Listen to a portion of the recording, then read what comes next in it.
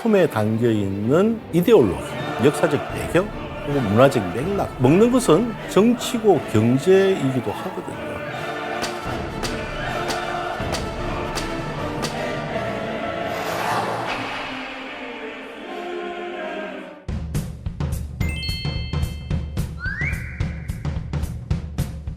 제가 책을 이제 꽤 많이 썼습니다. 그런데 책에 음식이라는 제목이 붙어 있고, 그래서 선뜻 샀다가 20페이지 읽어보고서는 놓는 분이 많다고 들었습니다.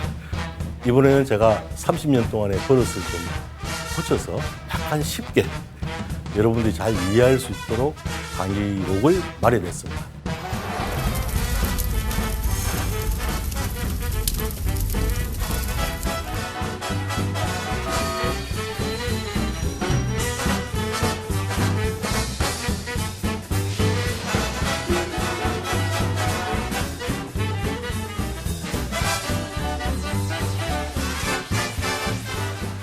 안녕하세요. 음식인문학자 주영아입니다. 저는 30년 넘게 역사학, 문화인류학, 민속학의 시선에서 음식의 역사와 문화를 연구해 왔습니다. 처음 음식의 역사와 문화를 공부할 때만 해도 다른 학자들이 저에게 맛있는 거 먹으면서 논문을 쓰니 좋겠다고 했습니다. 하지만 누구나 한마디씩 할 수 있는 음식 이야기를 가지고 학술적으로 설명하려니 무척 힘이 들었습니다. 이번 강의에서 저는 그동안 제가 공부한 음식인문학에 관해 소개하려 합니다. 인간은 요리라는 행위를 하고 먹고 마실 때도 혼자보다는 여럿이 함께합니다. 이것을 두고 문화인류학자는 인간이 언어와 공동체를 이루고 살듯이 인간은 요리하는 동물이고 함께 식사하는 동물이라고 봅니다. 요리라는 과정에는 어떤 재료를 먹을 수 있다고 생각하는가, 무엇이 맛있다고 생각하는가, 어떤 그릇에 담아야 좋다고 생각하는가, 어떻게 먹어야 다른 사람의 비웃음을 사지 않는가 등의 문화권마다의 다른 규칙이 있습니다.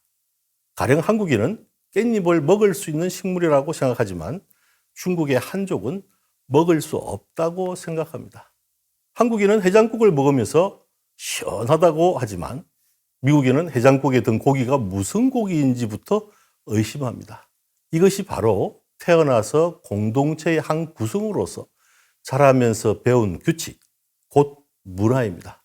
함께 식사는 영어로 커멘셜리티라고 합니다. 커멘셜리티는 세상을 떠난 망자를 기점하여 식사를 차린 돌로 만든 식탁을 가리키는 중세 라틴어 멘사와 함께라는 의미의 컴이 결합하여 만들어진 말입니다. 따라서 커멘셜리티에는 여럿이 함께 식사하기라는 뜻과 함께 친교라는 의미도 담겨 있습니다. 코로나 팬데믹 때문에 커멘셜리티를 하지 못해 스트레스를 받는 분들이 많죠. 그 스트레스가 바로 우리가 호모 사피엔스임을 증명해 주는 것입니다. 그런데 요사이 한국인의 입맛이 많이 바뀌지 않았나요? 만약 세종대왕이 환생한다면 요사이 한국 음식에 적응 못해 살이 쏙 빠질 듯합니다. 역사적인 요리법이란 말이 있습니다. 모든 문화가 시대를 따라 변형되듯이 같은 이름의 음식이라도 시대에 따라 요리법이 약간 아니면 아예 다른 음식으로 바뀌기도 합니다. 음식에 관한 역사학적 접근이 필요한 이유입니다.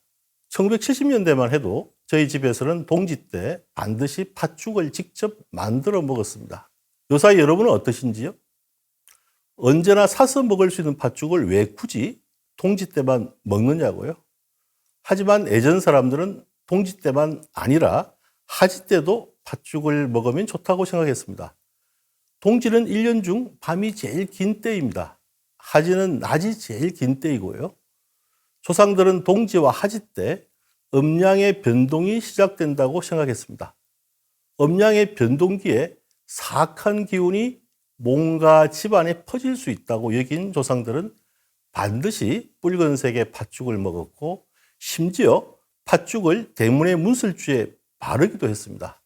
민속학을 공부하면 음식에 담긴 공동체의 오래된 관습을 알 수 있습니다. 제가 정리한 음식인문학은 역사학, 문화인류학, 민속학의 시선으로 음식을 연구하는 학문입니다. 저는 여러분을 음식 인문학의 세계로 안내할 가이드입니다. 지금부터 저와 함께 음식 인문학의 세계로 들어가 보시죠.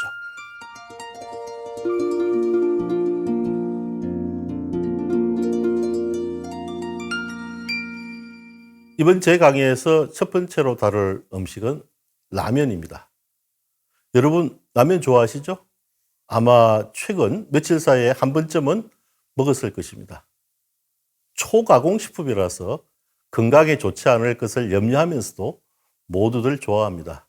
요사이 마트에 가면 라면의 종류가 너무 많습니다. 심지어 인도네시아를 비롯한 동남아시아의 라면도 마트에서 살 수 있습니다.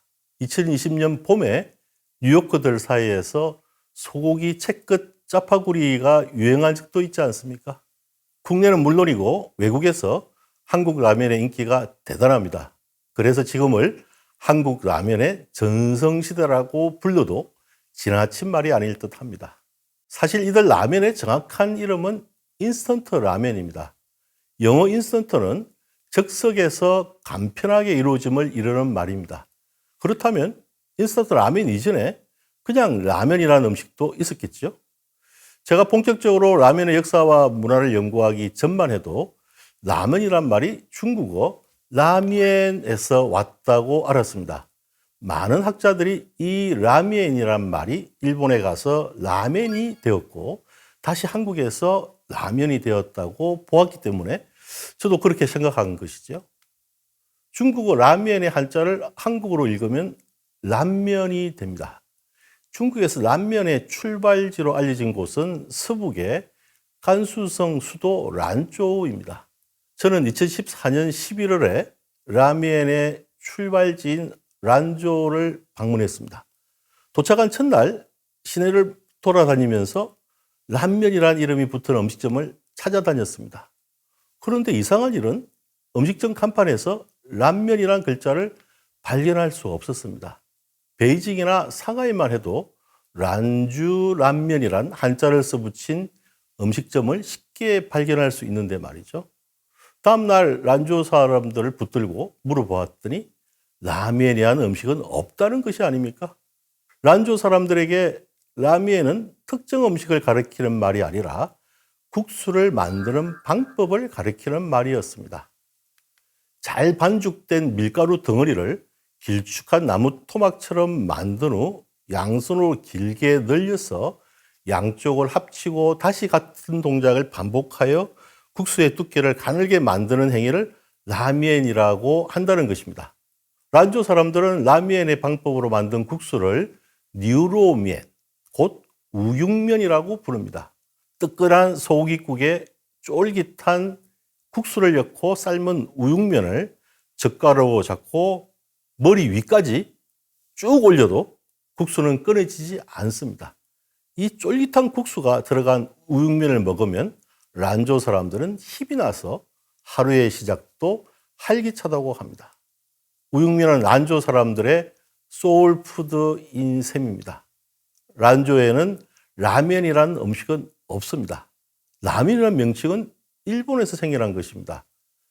라면이라는 음식 이름이 한반도와 중국 대륙으로 전해진 결정적인 계기는 인스턴트 라면의 개발과 확산 덕분입니다. 인스턴트 라면은 안도 모모후쿠가 1958년 봄에 개발을 완성한 식품으로 알려집니다. 1950년대 들어와서 일본 여러 도시의 번화가에 자리 잡은 포장마차에서 중화국수라는 이름으로 라면을 팔았습니다. 이것을 본 안도는 이 중화국수를 인스턴트로 만들면 좋겠다는 생각을 했답니다. 안도는 본래 메리아스 무역상이었습니다. 국수를 만들어 본 경험이 없었던 거죠. 안도는 자서전에서 이렇게 썼습니다. 힌트는 생각지 않은 곳에 있었다. 하루는 부엌에 들어가자 아내 마사코가 덴푸라를 튀기고 있었다. 물에 푼 밀가루의 옷은 기름 중에 들어가 칙 하는 소리를 내면서 물을 튕겨냈다. 위로 떠올랐을 때 옷의 표면에는 듬성듬성한 수많은 구멍이 생기고 있었다. 이거다. 덴푸라의 원리를 응용하면 좋겠다. 국수를 덴푸라처럼 기름에 튀기면 물과 기름의 온도 차에 의해서 국수에 함유된 수분이 밖으로 빠져나옵니다. 국수는 거의 완전 건조된 상태가 되겠죠. 이것을 반년 동안 상온에서 그냥 두어도 변질되거나 부패하지 않습니다. 안도는 물뿌리개에 스프를 넣고 찐 국수의 바깥에 뿌리는 방법도 개발했습니다. 이것을 기름에 튀겨 말린 다음 그릇에 넣고 뜨거운 물을 부으니 국수의 표면에 있던 스프액이 녹아서 간이 되어 있는 상태가 되었습니다. 이것이 안도의 자서질에 나오는 적성면 개발의 비화입니다. 정말 그랬을까요? 저는 음식의 역사를 연구하면서 기존의 주장에 의심을 품는 버릇이 생겼습니다. 이탈리아의 베네치아 상인 마르코 폴로가 중국 원나라를 여행하면서 국수 제조법을 배워서 귀국하여 파스타를 만들었다는 이야기도 진실이 아닙니다. 1920년대 뉴욕의 기자가 맨해튼 남쪽에 서로 맞붙어 있는 차이나타운과 이탈리아 타운에서 국수와 파스타가 판매되는 것을 보고 마르코 폴로가 중국에서 국수를 배워 파스타를 개발했다는 가짜 뉴스를 기사로 썼습니다. 저는 인스턴트 라면의 개발 역사에도 허구가 들어있다고 생각합니다.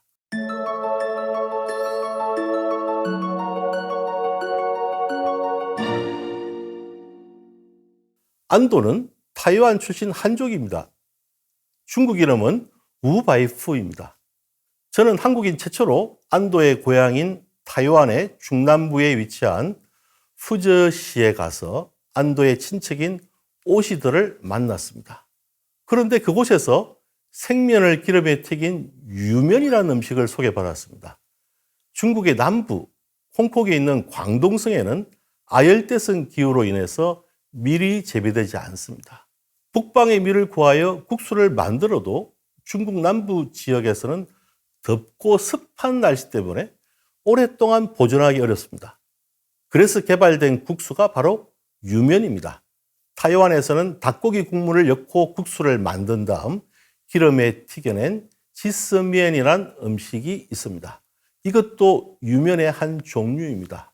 안도가 타이완에 있을 때 이 지스미엔을 먹었을 것입니다.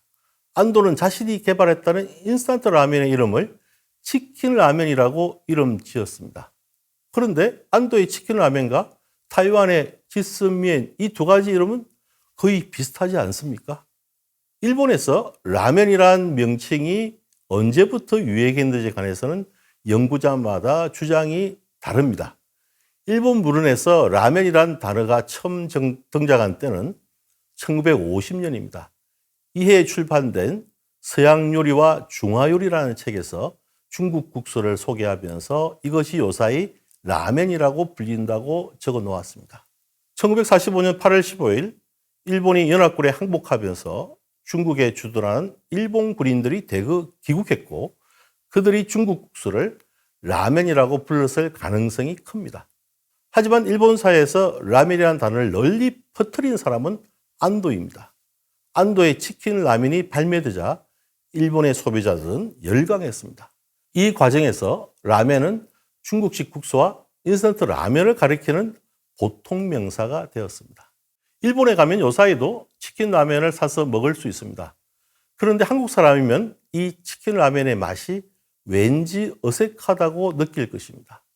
더욱이 스프가 없어서 뜨거운 물을 부을 때도 뭔가 빠뜨린 듯한 허전함이 있습니다.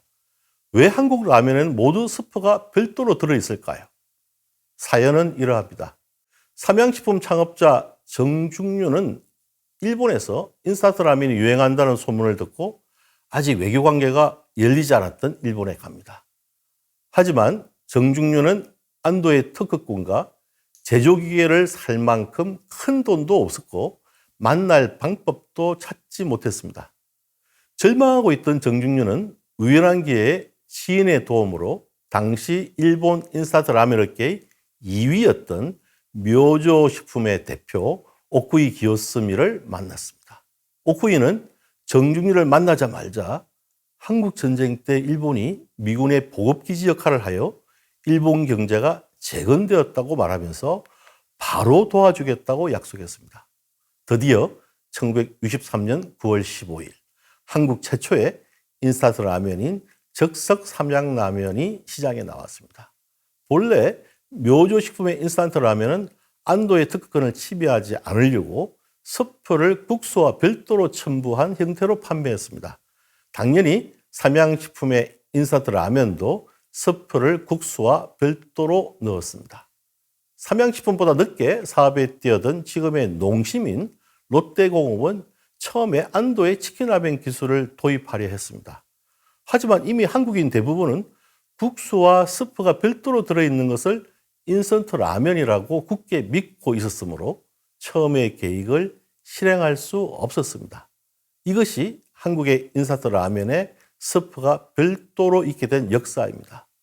음식의 역사를 살필 때 그 이름에 현혹되면 오류를 범하게 됩니다. 음식의 이름은 몇 가지의 규칙을 가지고 있습니다. 첫째는 주재료의 부재료나 조미료 혹은 만드는 법이나 맛 아니면은 생김새와 색 등을 결합시킨 것입니다. 김치찌개는 주재료인 김치와 요리된 상태인 찌개가 결합된 것입니다. 보쌈김치는 생김새가 마치 보자기로 싼 듯하여 붙여진 이름입니다.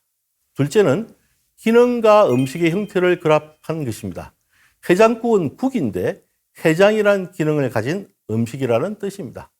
셋째는 설화를 음식의 이름으로 채택한 것입니다. 탕평채는 탕평정책을 위한 음식이라는 뜻을 가지고 있습니다. 음식 이름에는 다이성, 곧 한 단어에 2개 이상의 어휘적 의미를 가지고 있는 경우가 많습니다.